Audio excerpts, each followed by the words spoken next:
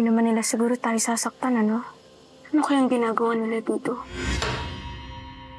Si Inay, may mali sa kanya. Babalik ako. Hindi ko kayang tanggapin kung may mangyayari sa inyo. Kaya huwag kayong lalabas ng bahay na ito. Bayani! Bayani!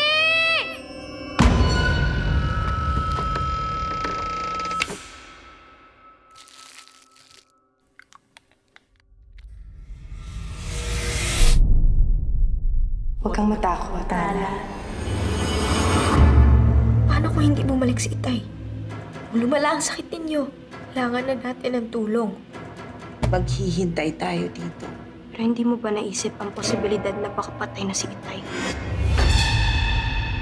Huwag ka na mag-alala. May nakilala akong babae sa gubat. Gagamutin nito ang sakit ng inay ninyo. Nasa iyong desisyon, Tala.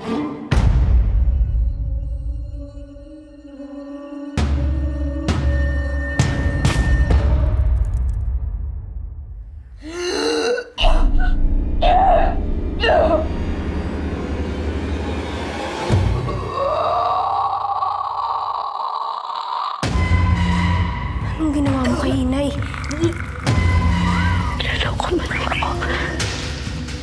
Ginawa mo ang kinakailangan sapagkat mahal mo siya, hindi ba?